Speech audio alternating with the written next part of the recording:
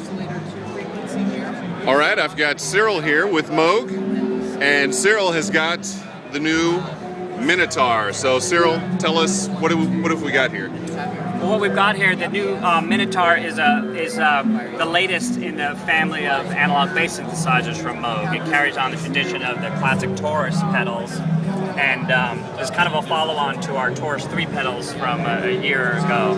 And it's designed to be small, right, portable, right, and really a knobby synth. So immediately everything can be controlled like a classic analog synth from the front panel. So, but at the same time, it's got USB MIDI input and DIN MIDI input, so I can actually control it from the MIDI synth.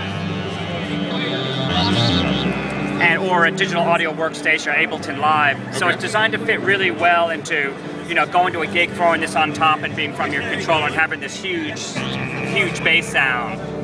I don't know how much the iPhone can pick up on the bass. But yeah, the iPhone's not the best for the bass, but feel it in your knees for all those right that are watching, trust me, my butt is shaking right now. So let me ask you before we move off the USB part. So it doesn't look like there's any preset storage on the device. Is there going to be an editor and a VST editor, or how are you going to manage presets? Yeah. So the basic philosophy of this is it's kind of an old school synth, but you will have we will have an app. Okay. That'll be available, and they'll be able to control and set up your sounds that way. So that'll really integrate well into the kind of whole digital audio. So will it be VST audio unit, or is it going to be standalone, or what? Do you know yet? We're hoping to kind of accommodate a whole range of needs there. Okay. Yeah. Okay. So right now I'm going to demo it by being controlled just by a simple MIDI controller. Okay. Two oscillators. You can control. Each oscillator can be saw or square. A classic Moog filter with resonance. And a bipolar envelope, so the envelope can go up, or it can be a negative envelope. Get you some real good sub bass or kick sounds. All right.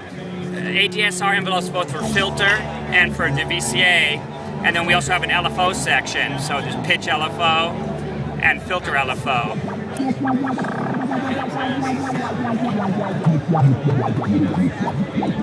We're very flexible, really immediately playable synth. Right. Once you add the USB controller aspects to it, it really blows the whole thing open. Right. In my personal opinion, this can fit on anybody's desk. You can take it anywhere.